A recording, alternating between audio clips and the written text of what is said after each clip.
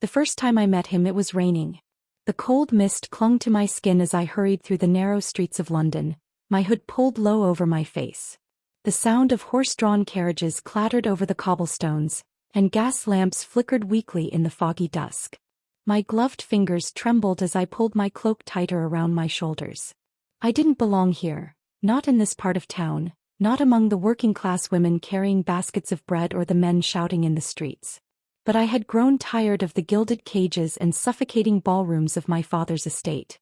I needed something real. That's when I saw him. He was standing beneath the awning of a small bookshop, the golden light from within casting soft shadows across his face. His dark hair was damp from the rain, and his sharp green eyes narrowed slightly as he watched me approach. "My lady," he said with a slight bow. I stiffened at the title. "I'm not a lady." He arched an eyebrow. "No. I'm just Lily." It was a lie, of course. My full name was Lady Liliana Beaufort, daughter of the Duke of Arundel.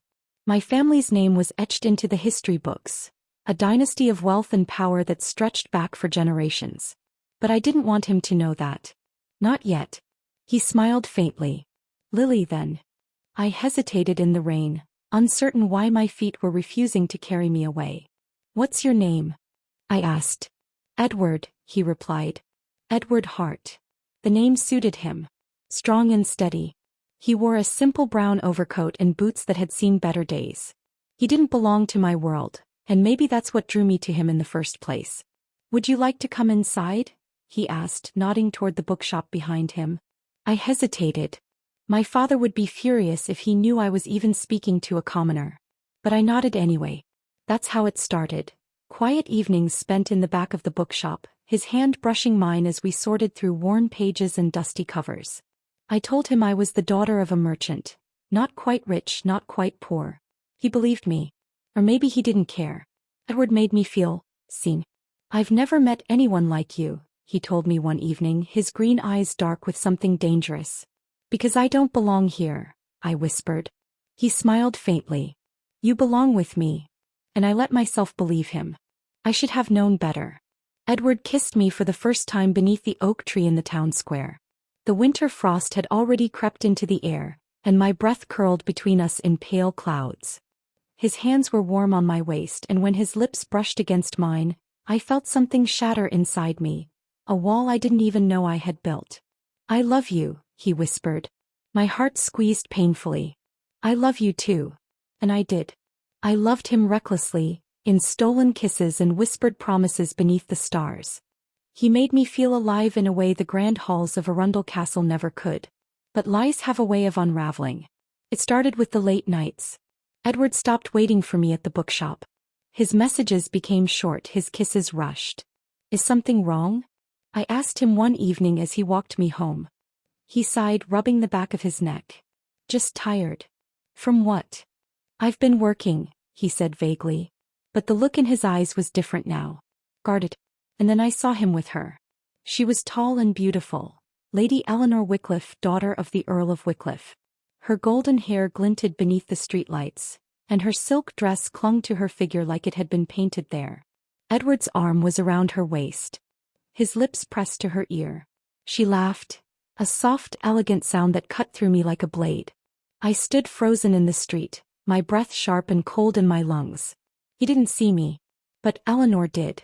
Her eyes glittered dangerously beneath the glow of the lamps. "Poor thing," she purred as they passed me. "Didn't you know, darling? Men don't marry below their station." My stomach twisted painfully. My eyes burned.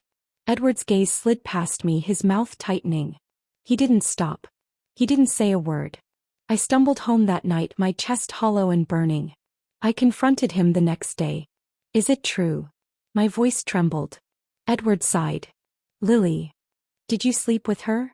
He rubbed his face. "It's not what you think. Don't lie to me." His jaw tightened. "What do you want me to say, Lily?" "The truth." He exhaled sharply.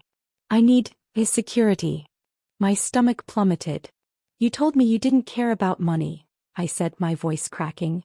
"I didn't," he whispered, "until I realized how much I needed it." "So you're leaving me for her?" Edward's gaze darkened. "She can give me things you can't." And what about love? I demanded. His mouth twisted. Love doesn't keep you warm at night. I slapped him. The sound echoed through the empty street. He didn't flinch. I'm sorry, Lily, he said quietly. But it was never going to last. Tears burned my throat. You're a coward, I whispered. Edward's eyes softened, but only for a moment.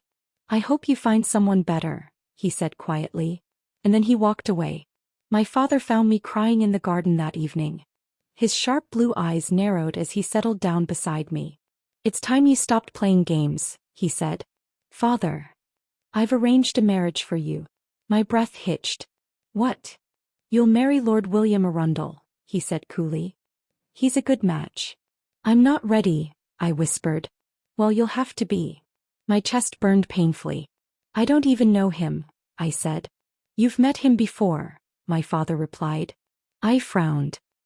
He was at the summer house when you were children, my father said. He always had an interest in you. A faint memory stirred, dark hair and soft eyes, a boy who chased me through the gardens, his hand curling protectively around mine when I tripped. William. I closed my eyes. My heart was still shattered, but maybe this was the only way to survive.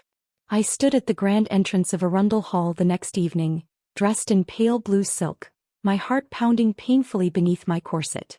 A tall figure stepped toward me. Lady Liliana, a deep voice said. I looked up and froze. William stood before me, dark-haired and broad-shouldered, his eyes a warm amber beneath the candlelight. I've been waiting a long time for this, he said softly. My breath hitched. Shall we? He offered his hand. I hesitated, and then I took it. My hand was trembling when I placed it in William's. His grip was steady, warm, a quiet strength that settled the storm still churning beneath my ribs. The silk of my gown brushed against the polished marble floor as he led me toward the grand ballroom. The golden chandeliers above glittered like stars, and the soft hum of conversation blended with the delicate strains of a string quartet. Eyes followed us as we entered, the sons and daughters of dukes and earls, their gazes sharp with judgment and curiosity. They knew who I was. They knew who William was. And they knew why we were here. A union of convenience. A marriage to strengthen alliances. But as William's hand tightened around mine, I wondered if it could be more than that. My lady, he said softly, his amber eyes warm beneath the candlelight. Shall we dance? I hesitated. I'm not very good. His smile was easy, natural. Luckily for you, I'm an excellent teacher. Before I could protest, he swept me onto the dance floor. My breath hitched as his arm curled around my waist, pulling me close. His hand settled against the small of my back and my heart slammed painfully in my chest. You're tense, he murmured, his mouth brushing my ear. I'm nervous, I admitted. There's nothing to be nervous about, he said. My eyes lifted to his, and for a moment the noise around us faded into nothing. His gaze softened. I've got you. And then we were moving. The music rose and swelled, and William guided me effortlessly across the floor. His steps were fluid, practiced. My skirts fanned out around us as he twirled me beneath the soft glow of the chandeliers. I stumbled once, but his grip was steady, keeping me upright. You're doing better than you think, he said. I don't feel like it. He smiled faintly. Trust me. I wanted to. When the music slowed, he didn't let go. His hand lingered on my waist, his thumb brushing the curve of my hip. My breath caught as his gaze dropped to my lips. For a long moment I thought he might kiss me. But then a soft, icy voice cut through the air. I see you've recovered quickly, Lady Liliana. My heart clenched painfully. I knew that voice.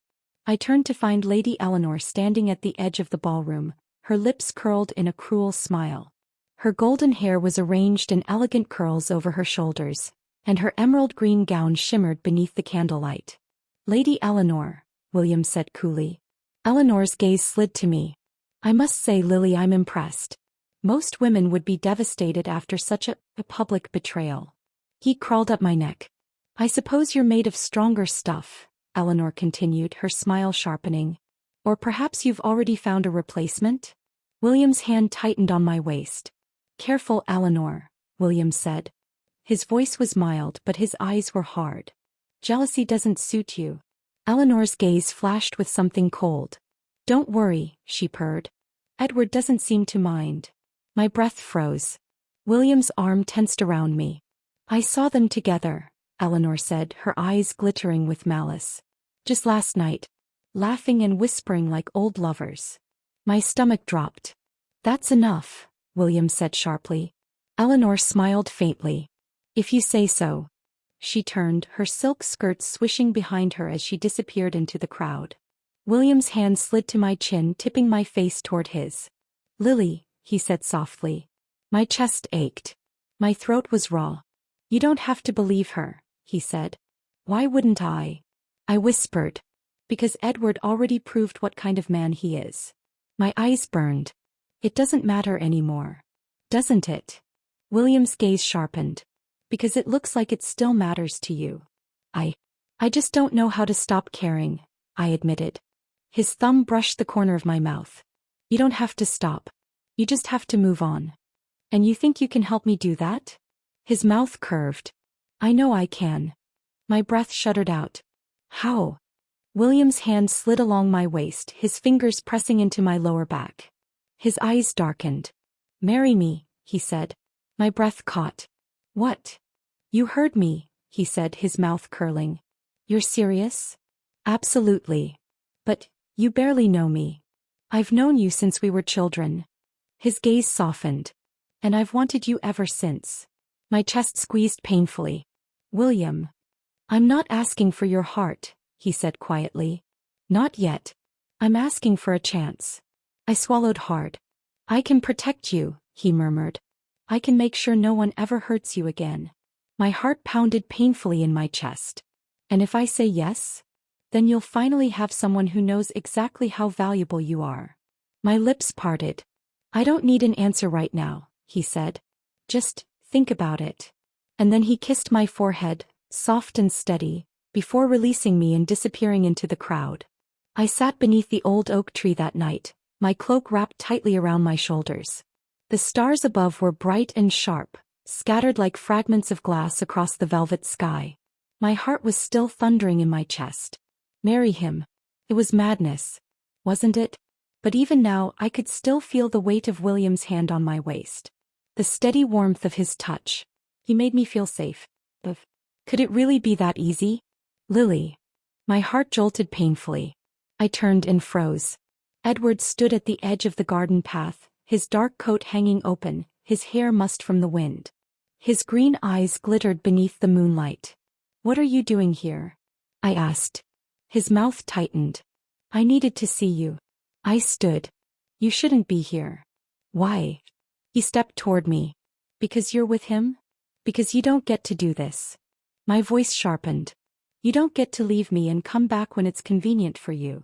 I made a mistake, Edward said, his voice rough. My chest ached painfully. What kind of mistake? His gaze softened. Leaving you. I laughed bitterly. You didn't just leave me. You humiliated me. I was scared, Edward said.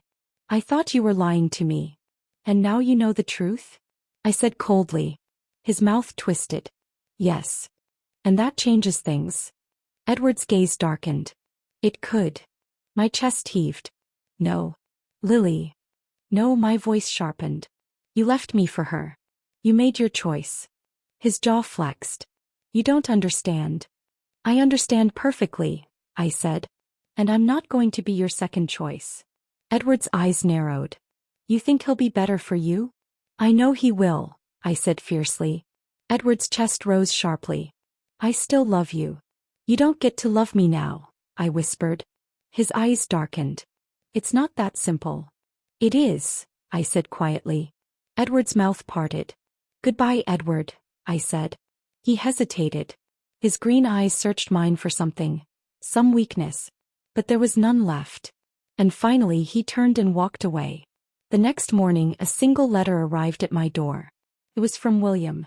My fingers trembled as I unfolded the parchment. Meet me beneath the oak tree at midnight.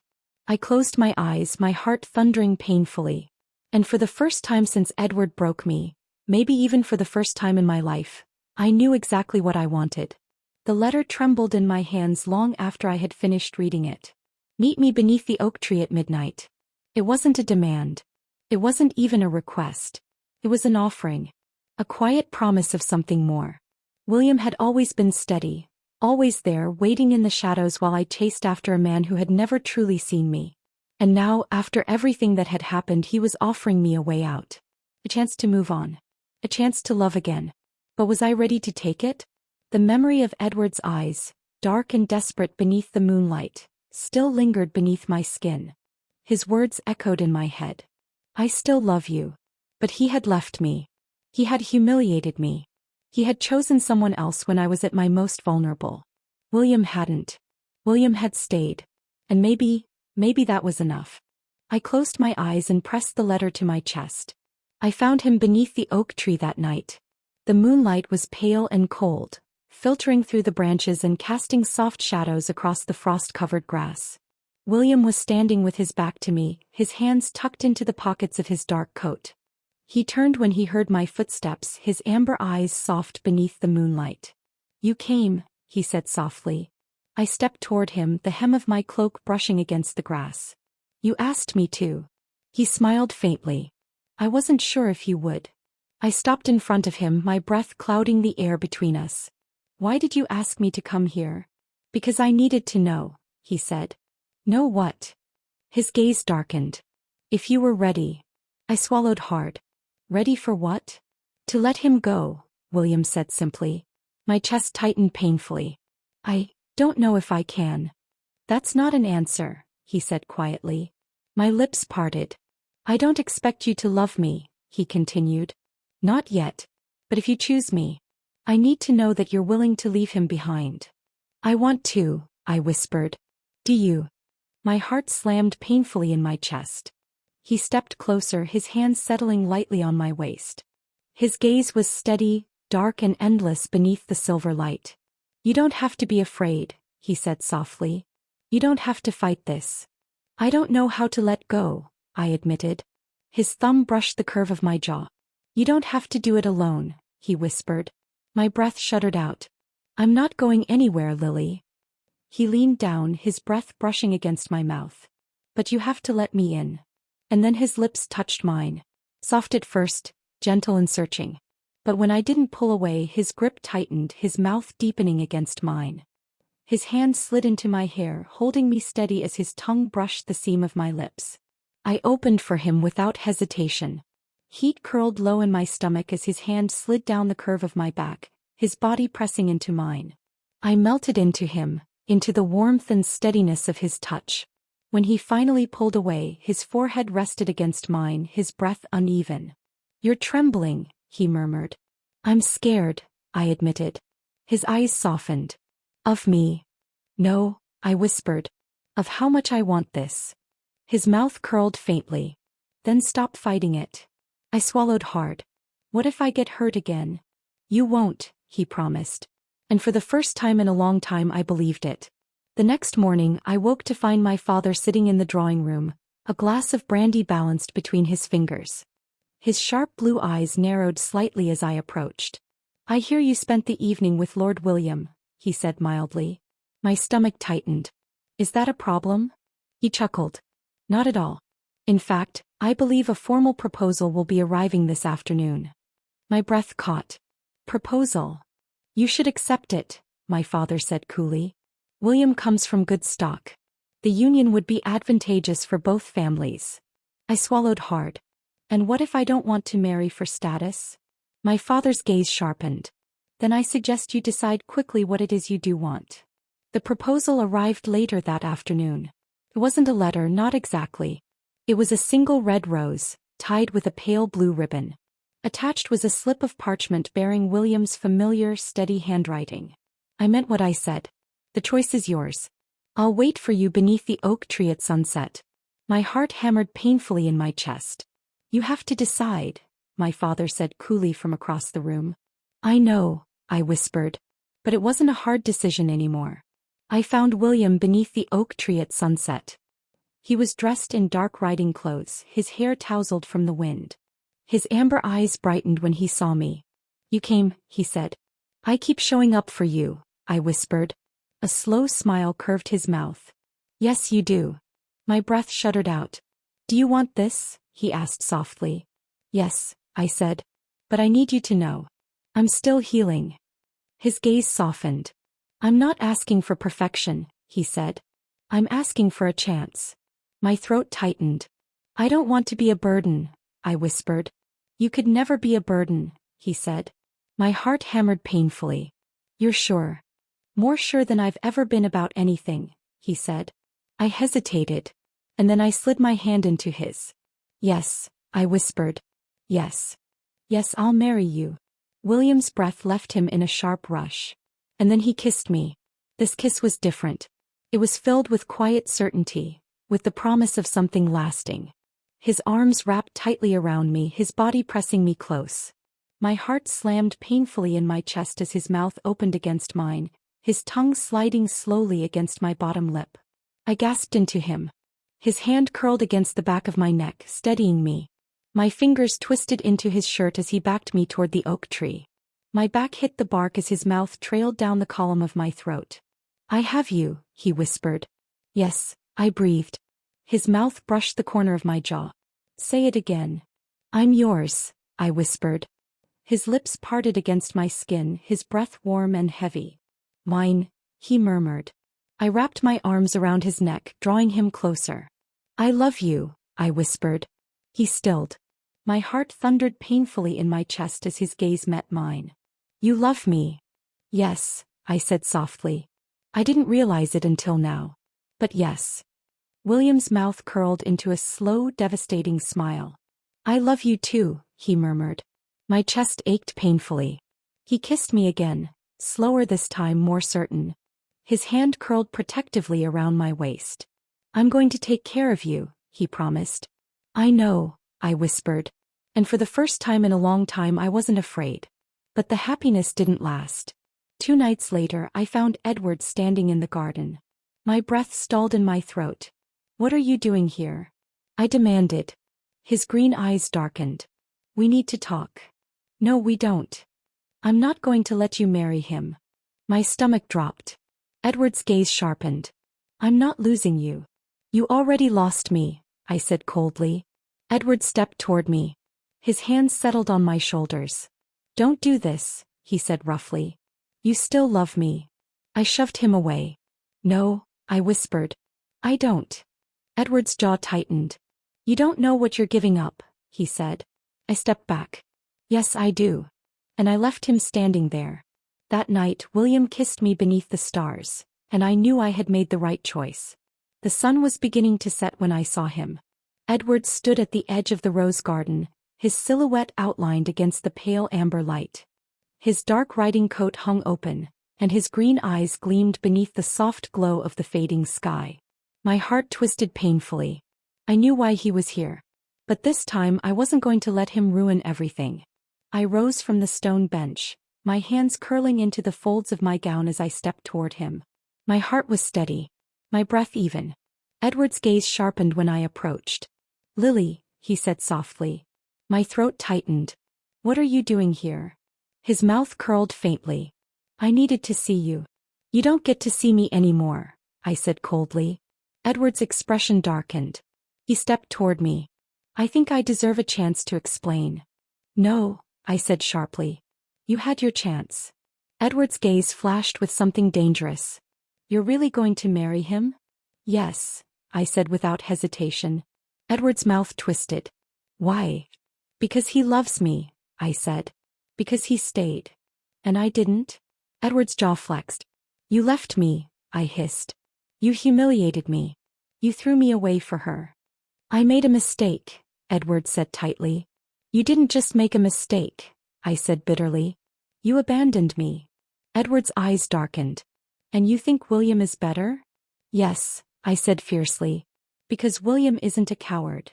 Edward's mouth tightened. His hand shot out, curling around my wrist. I gasped. Let me go. Edward's gaze sharpened. You don't understand, Lily. I understand perfectly, I said coldly. You only want me now because you know who I am. Edward's eyes narrowed. That's not true. Isn't it? I shot back. Would you have come back if I wasn't Lady Liliana Buford? If I was still just Lily, the girl you thought had nothing to offer you? Edward's mouth tightened.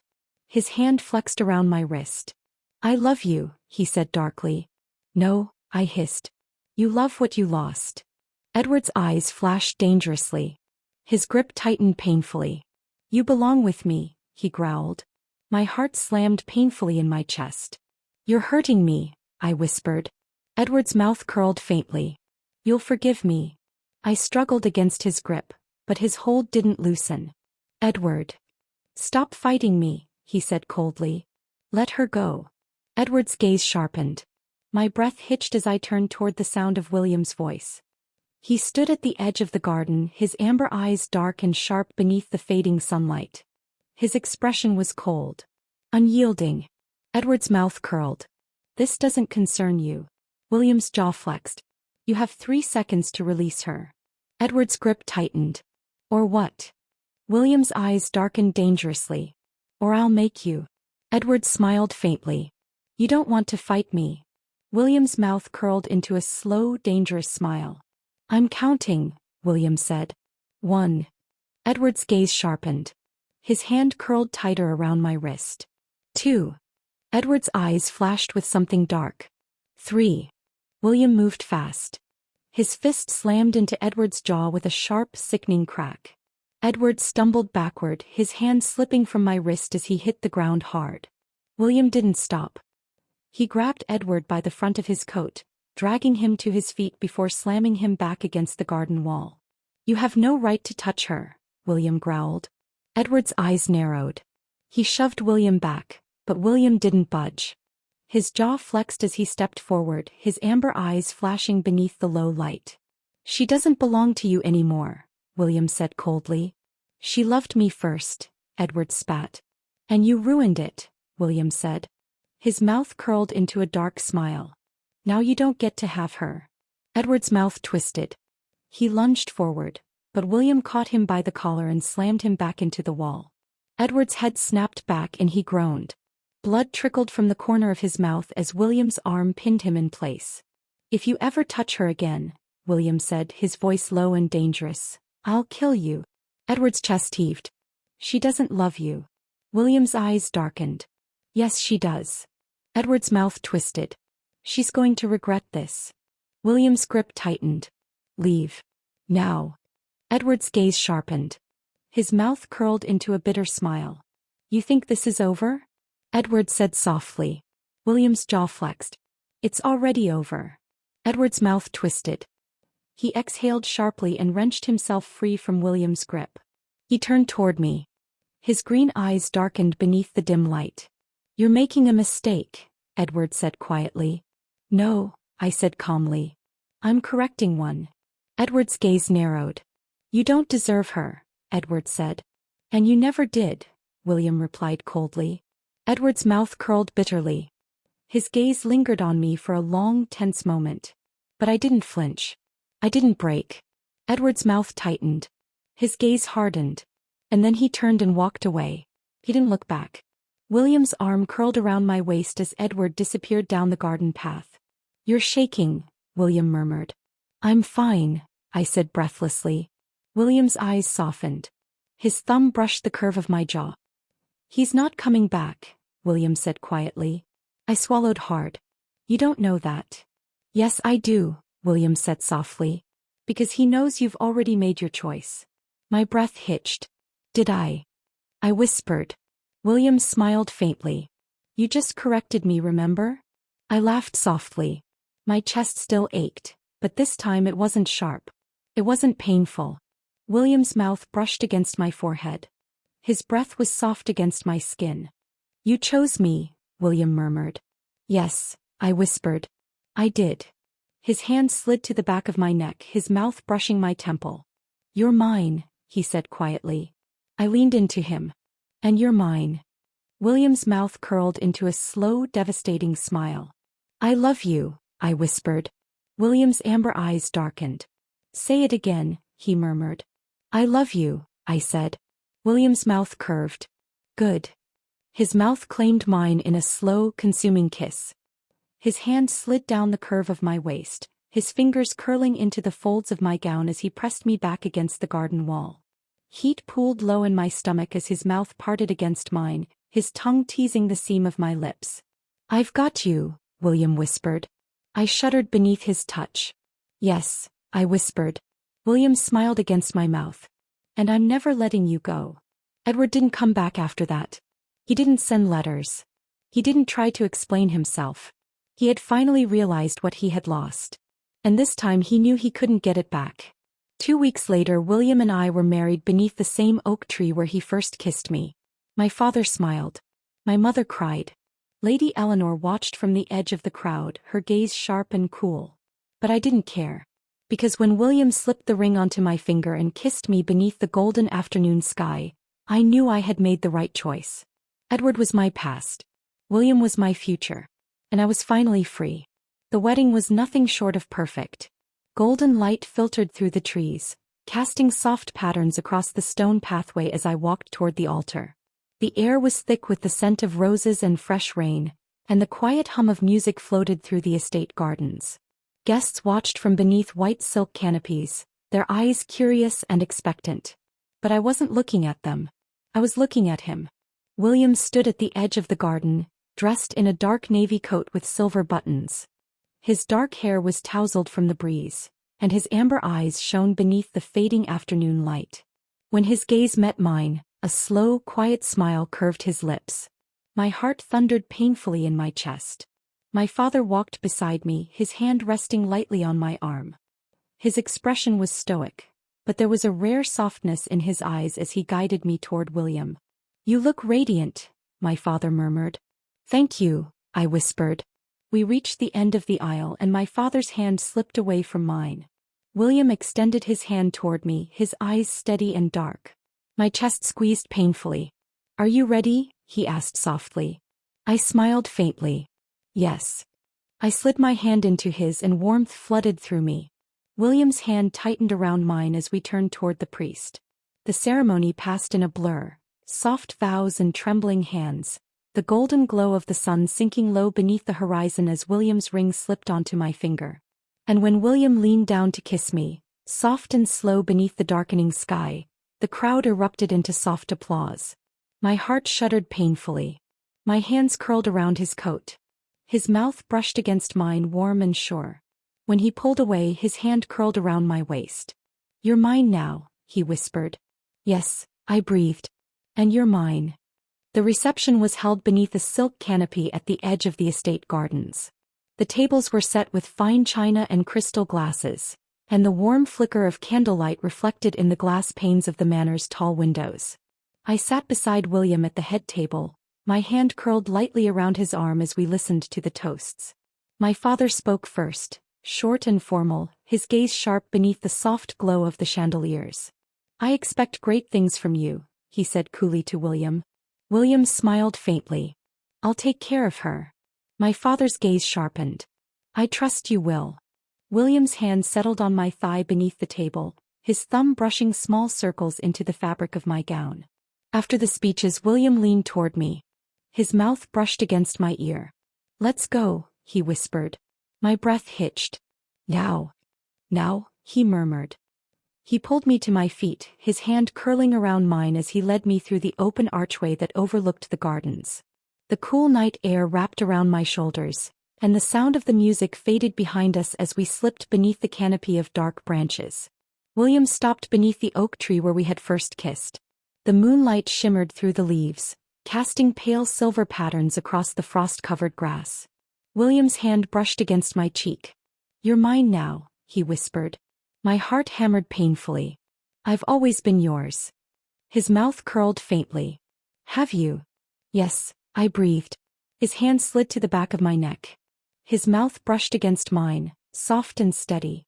My fingers curled into his shirt as his arm wrapped around my waist, pulling me flush against him. My breath shuddered as his mouth parted against mine, his tongue sweeping along my lower lip. Heat curled low in my stomach. My heart pounded painfully beneath my chest. William's hand slid down my waist, pressing into the soft silk of my gown. "I've got you," he whispered. "I know," I said breathlessly. He smiled faintly. "Say it again," he murmured. "I know." William's mouth curved. "Good," he said softly. We left the estate 2 days later for our honeymoon. William took me to the family's summer house, a sprawling villa tucked along the cliffs of Cornwall. The estate overlooked the sea, and the sound of crashing waves echoed through the open windows of the house each morning. The house was quiet, secluded. There were no guests, no servants, just William and me. We spent the mornings walking along the edge of the cliffs, hand in hand beneath the pale sunlight. William pointed out the old fishing villages tucked along the edge of the shore, his voice soft and low as the sea breeze tangled through my hair. The afternoons were quieter. William would pull me beneath the heavy linen sheets, his body pressed against mine as the pale sunlight crept through the open window. His hands were warm and steady, his breath soft against my skin as he kissed the curve of my jaw. "You're mine," he whispered against my throat. "Yes," I breathed. "Forever," he murmured. "Yes," I whispered. But even happiness isn't immune to shadows. It started with a letter. It arrived on the third morning of our stay. William was sitting beside me in the sunroom, his arm curled around my shoulders, when the butler entered with a silver tray. "There's a letter for you, my lord," the butler said. William's brow furrowed. He set his teacup aside and unfolded the parchment. I watched as his expression darkened. "What is it?" I asked. William's jaw tightened. "It's from Edward." My chest tightened painfully. "What does he want?" William's gaze sharpened. "He's leaving the country." I exhaled shakily. "Good." William's mouth tightened. His amber eyes darkened beneath the pale sunlight. "I don't think this is over," he said quietly. My chest twisted painfully. "What do you mean?" I whispered. William's gaze sharpened. His hand slid to my waist, pulling me close. "He knows he lost," William said softly. "But I don't think he's going to forgive you for choosing me." My throat tightened painfully. "I don't care what Edward wants." William's eyes darkened. His mouth curled faintly. "Good," he said softly. "Edward didn't come back. I didn't hear from him again. No letters, no apologies. It was as if he had vanished." The weight of his absence settled slowly into my chest over the following weeks, but it wasn't painful anymore. It was relief. William made me feel whole again. One evening I stood on the balcony of the summer house, watching the sun sink low beneath the dark curve of the horizon. William's arms slid around my waist from behind, his chin resting on my shoulder. "Happy?" he murmured. "Yes," I whispered. William's mouth brushed the curve of my neck. His hands curled over my waist, steady and warm. "We could stay here forever," William said softly. My chest squeezed painfully. "Do you want to?" "Yes," William said simply. I smiled faintly. "Then let's stay." William's mouth curved against my skin. "Say it again," he whispered. I turned toward him. My hand slid over his chest. "I love you," I whispered. William's amber eyes darkened. "Forever." "Yes," I breathed. His mouth curled faintly. "Good," he said softly. And then he kissed me. Slow and steady, beneath the darkening sky, with the sound of the crashing sea echoing beneath us. His hands slid down my back, pressing me closer until there was no space left between us. "I've got you," he murmured. "Yes," I breathed. "And I'm never letting you go," William whispered. I smiled faintly. Good. Edward was my past. William was my future. And this time I knew I wasn't going to lose him. The end.